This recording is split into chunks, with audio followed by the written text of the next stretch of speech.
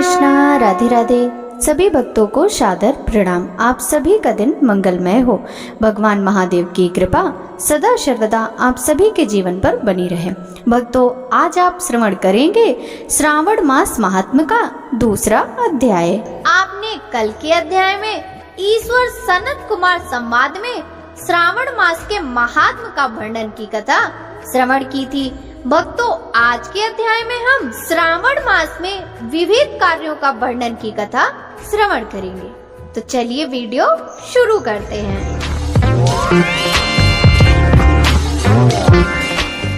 ईश्वर बोले, हे महाभाग, आपने उचित बात कही है। हे ब्रह्मपुत्र, आप विनम्र, गुणी, श्रद्धालु तथा भक्ति संपन्न श्रोता हैं। हे अनग, आपने श्रावण मास के विषय में विनम्रता पूर्वक जो पूछा है उसे तथा जो भी नहीं पूछा है वह सब अत्यंत हर्ष तथा प्रेम के साथ मैं आपको बताऊंगा। द्वेष न करने वाला सबका प्रिय होता है और आप उसी प्रकार के विनम्र हैं, क्योंकि मैंने आपके अभिमानी पिता ब्रह्मा का 5वां मस्तक काट दिया था, तो भी आप उस द्वेष भाव का त्याग कर मेरी शरण को प्राप्त करते हुए। अतः हे तात, मैं आपको सब कुछ बताऊंगा, आप एकाग्रचित्त होकर सुनिए। हे योगिन, मनुष्य को चाहिए कि श्रावण मास में नियम पूर्वक नक्त व्रत करे और पूरे महीने भर प्रतिदिन रुद्राभिषेक करे। अपनी प्रत्येक प्रिय वस्तु का इस मास में त्याग कर देना चाहिए। पुष्पों, फलों, दांतों, तुलसी की मंजरी तथा तुलसी दलों और बिल्व पत्रों से शिव जी की लक्ष्य पूजा करनी चाहिए। 1 करोड़ शिवलिंग बनाना चाहिए और ब्राह्मणों को भोजन कराना चाहिए। महीने भर धारण, पारण, व्रत अथवा उपवास करना चाहिए। इस मास में मेरे लिए अत्यंत प्रीतिकर पंचामृत अभिषेक करना चाहिए। इस मास में जो जो शुभ कर्म किया जाता है वह अनंत फल देने वाला होता है। हे मुने, इस माह में भूमि पर सोएं, ब्रह्मचारी रहें और सत्य वचन बोले। इस मास को बिना व्रत के कभी व्यतीत नहीं करना चाहिए। फलाहार अथवा हविष्यान अन्न ग्रहण करना चाहिए। पत्ते पर भोजन करना चाहिए। व्रत करने वाले को चाहिए कि इस मास में शाक का पूर्ण रूप से परित्याग कर दें। हे मुनि श्रेष्ठ, इस मास में भक्ति युक्त होकर मनुष्य को किसी न किसी व्रत को अवश्य करना ही चाहिए। सदाचार परायण भूमि पर शयन करने वाला, प्रातः काल स्नान करने वाला और जितेंद्रिय होकर मनुष्य को एकाग्र किए गए मन से प्रतिदिन मेरी पूजा करनी चाहिए। इस मास में किया गया पुरस्चरण निश्चित रूप में मंत्रों की सिद्धि करने वाला होता है। इस मास में शिव के षडाक्षर मंत्र का जप अथवा गायत्री मंत्र का जप करना चाहिए और शिव जी की प्रदक्षिणा, नमस्कार तथा वेद पारायण करना चाहिए। पुरुष सूक्त का पाठ अधिक फल देने वाला होता है। इस मास में किया गया ग्रह यज्ञ, कोटि होम, लक्ष्य होम तथा आयुध होम शीघ्र ही फलीभूत होता है और अभिष्ट फल प्रदान करता है। जो मनुष्य इस मास में एक भी दिन व्रतहीन व्यतीत करता है वह महाप्रलय पर्यंत घोर नरक में वास करता है। यह मास मुझे जितना प्रिय है उतना कोई अन्य मास प्रिय नहीं है। यह मास सकाम व्यक्ति को अभीष्ट फल देने वाला तथा निष्काम व्यक्ति को मोक्ष प्रदान करने वाला है। हे सत्तम, इस मास के जो व्रत तथा धर्म हैं उन्हें मुझसे सुनिए। रविवार को शूर व्रत तथा सोमवार से मेरी पूजा व नक्त भोजन करना चाहिए। श्रावण मास के पहले सोमवार से आरंभ करके 3.5 महीने तक रोटक नामक व्रत किया जाता है। यह व्रत सभी वांछित फल प्रदान करने वाला है। मंगलवार को मंगल गौरी का व्रत, बुधवार व बृहस्पतिवार के दिन इन दोनों वारों का व्रत, शुक्रवार को जीवंतिका व्रत और शनिवार को हनुमान तथा नृसिंह का व्रत बताया गया है। हे मुने, अब इन तिथियों में किए जाने वाले व्रतों का श्रवण करें। श्रावण के शुक्ल पक्ष की द्वितीया तिथि को औदुंबर नामक व्रत होता है। श्रावण के शुक्ल पक्ष की तृतीया तिथि को गौरी व्रत होता है। इसी प्रकार शुक्ल की चतुर्थी तिथि को दूर्वा गणपति नामक व्रत किया जाता है। हे मुने, उस चतुर्थी का दूसरा नाम विनायक चतुर्थी भी है। शुक्ल पक्ष में पंचमी तिथि नागों के पूजन के लिए प्रशस्त है।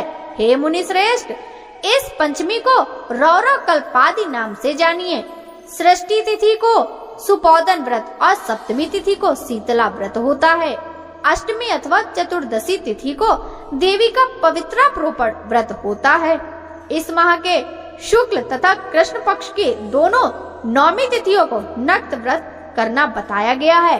शुक्ल पक्ष की 10वीं तिथि को आशा नामक व्रत होता है। इस मास में दोनों पक्षों में दोनों एकादशी तिथियों को इस व्रत की कुछ और विशेषता मानी गई है।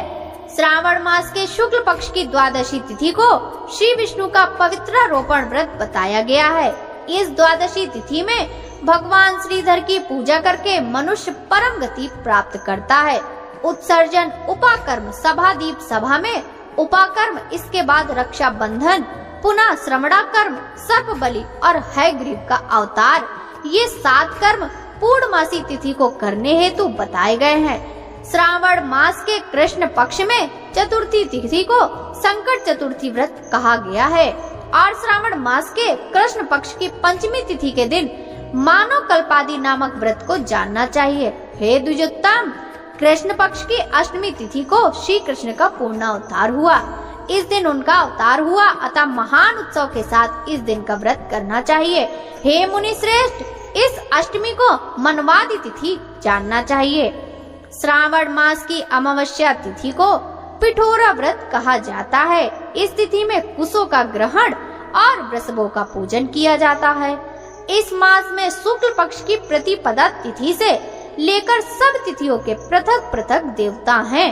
प्रतिपदा तिथि के देवता अग्नि, द्वितीय तिथि के देवता ब्रह्मा, तृतीय तिथि की गौरी और चतुर्थी के देवता गणपति हैं। पंचमी के देवता नाग हैं और षष्ठी तिथि के देवता कार्तिकेय हैं। सप्तमी के देवता सूर्य और अष्टमी के देवता शिव हैं। नवमी की देवी दुर्गा, 10वीं के देवता यम और एकादशी के देवता विषदेव कहे गए हैं। द्वादशी के विष्णु तथा त्रयोदशी के देवता कामदेव हैं। चतुर्दशी के देवता शिव, पूर्णिमा के देवता चंद्रमा और अमावस्या के देवता पितर हैं। ये सब तिथियों के देवता कहे गए हैं। जिस देवता की जो तिथि हो, उस देवता की उसी तिथि में पूजा करनी चाहिए। प्राय इसी मास में अगस्त का उदय भी होता है। हे मुने, मैं उस काल को बता रहा हूँ, आप एकाग्रचित होकर सुनिए। सूर्य के सिंह राशि में प्रवेश करने से दिन से जब 12 अंश 40 घड़ी व्यतीत हो जाती है, तब अगस्त का उदय होता है। उसके 7 दिन पूर्व से अगस्त को अर्घ प्रदान करना चाहिए। 12 मासों में सूर्य पृथक पृथक नामों से जाने जाते हैं। उनमें से श्रावण मास में सूर्य गभस्ती नाम वाला होकर तपता है। इस मास में मनुष्य को भक्ति संपन्न होकर सूर्य की पूजा करनी चाहिए। हे सत्तम, 4 मासों में जो वस्तुएं वर्जित हैं, उन्हें सुनिए। श्रावण मास में शाक तथा भाद्रपद में दही का त्याग कर देना चाहिए। इसी प्रकार आश्विन में दूध और कार्तिक में दाल का परित्याग कर देना चाहिए। यदि इन मासों में इन वस्तुओं का त्याग न कर सके, तो केवल श्रावण मास में ही उक्त वस्तुओं का त्याग करने से मानव उसी फल को प्राप्त कर लेता है। हे मानद, यह बात मैंने आपसे संक्षेप में कही है।